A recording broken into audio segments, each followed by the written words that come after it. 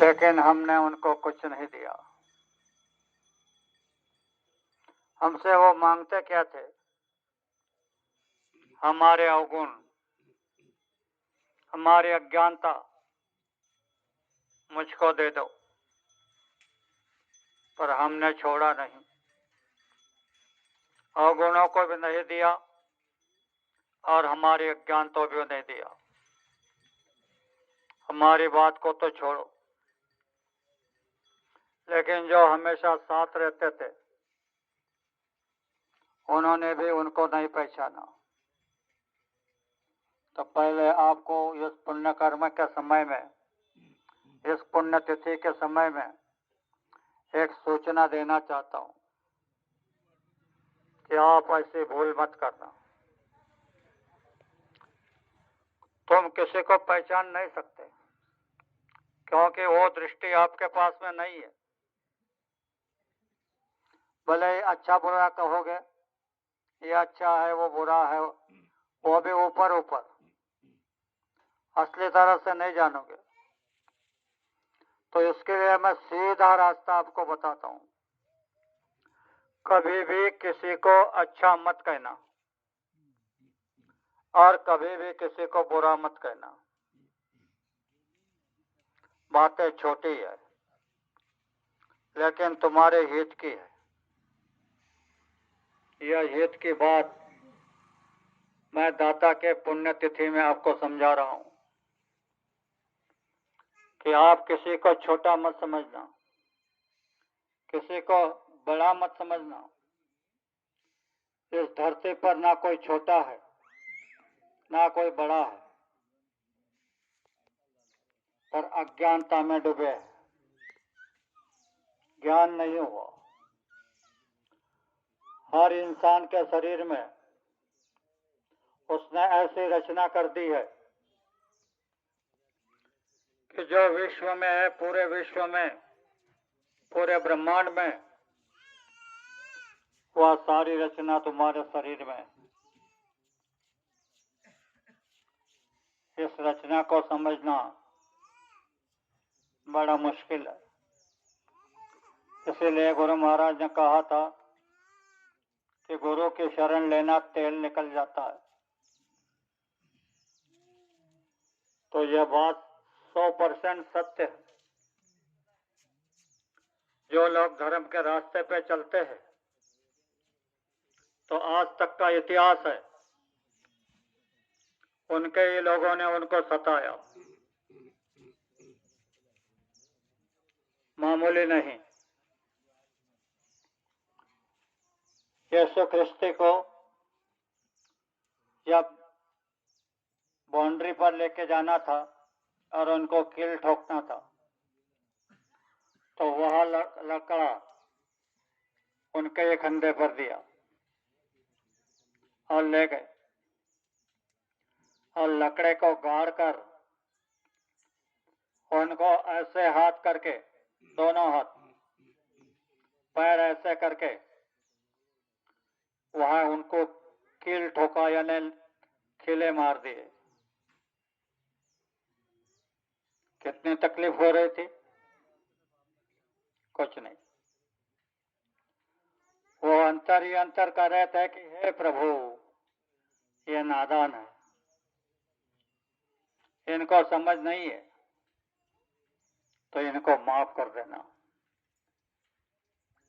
ये महात्माओं की पहली बात होती है। उनको तुम चाहो जितना सताओ,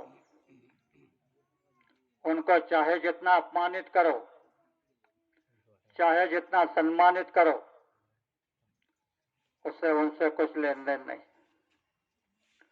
वो खुश तब होते हैं कि जब आप धर्म के रास्ते पर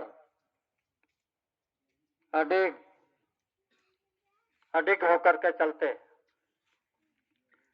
तो अडिगता क्या होती है? राम और रावण और लक्ष्मण का युद्ध हो रहा था। लक्ष्मण अपने दिव्यास्त्रों का प्रयोग कर रहे थे,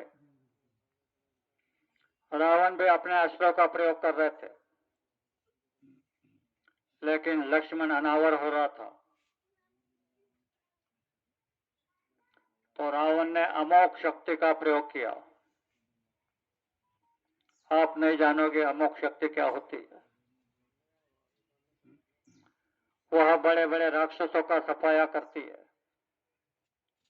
उस अमोघ शक्ति का प्रयोग किया। हनुमान ने जाकर के उसको पकड़ा। उसने जवाब दिया, अय तो ब्रह्मचारी कहलाता है, पर स्त्री को पकड़ता है। छोड़ दिया। बात को अच्छी तरह समझो। हनुमान यह जानता था कि यह लक्ष्मण को धराशायी कर देगी, पर जब उसका कर्तव्य उसको याद दिलाया कि तो ब्रह्मचारी है, तो उसने अपने कर्तव्य का पालन करने के लिए, कर्तव्य यानी धर्म होता है, अपने धर्म के पालन के लिए उसने उस शक्ति को छोड़ दिया। लक्ष्मण ने अपनी जान बचाने के तीर चलाया। शक्ति के दो टुकड़े हुए। एक टुकड़ा लक्ष्मण के छाती पे आकर के गिरा।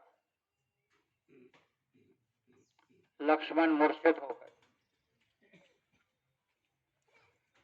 बचने का कोई रास्ता नहीं था। सुषेण ब्रह्मा उस समय के वैद्य थे लंका के। उनको बुलाया गया। सुषेण ब्रह्मा ने देखा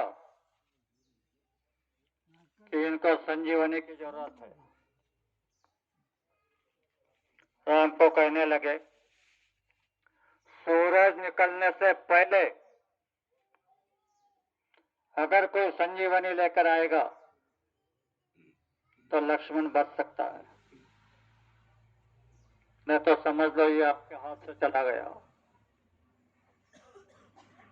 राम ने सिर्फ हनुमान की तरफ देखा। एक एक शब्द को ध्यान देना। खाली देखा। हनुमान जी समझ गए। चले गए संजीवनी लेने। रास्ते में बड़े बड़े संकट आए। बड़े बड़े राक्षसों ने उनको रोकने का प्रयास किया, पर वो आदेश पर निकले थे। द्रोणागिर पर पहुंचे। उनसे प्रार्थना की द्रोणागिर से कि लक्ष्मण मूर्छित है,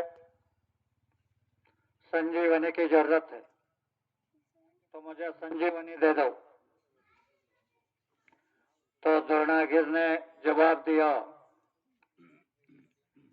कि यहाँ की चीजें देवी देवताओं को दुर्लभ है, तो तुमको कैसे मिलेगी। उन्होंने राम को याद किया, डाला नीचे हाथ और पूरे द्रोणागिर को उठा लिया। यह शक्ति हनुमान के अंदर में नहीं थी, लेकिन जब उन्हें निर्णय कर लिया कि मुझे लेके जाना है और ये नहीं आ रहा तो इसको सारा के सारा उठा के ले जाओ, तो उस समय प्रभु राम ने उसको वो शक्ति दे दी। ऐसी कुछ चीजें होती है कि अगर आप गुरु के कार्य में अपने तहे दिल से कठिन समय में भी अगर आप कुछ चीज को उठाओगे, वो चाहे कितनी भी भारी हो, आप नहीं उठा पाए तो बाबा जी को बाबा जी मत कहना। यह बातें सिखाने की नहीं है।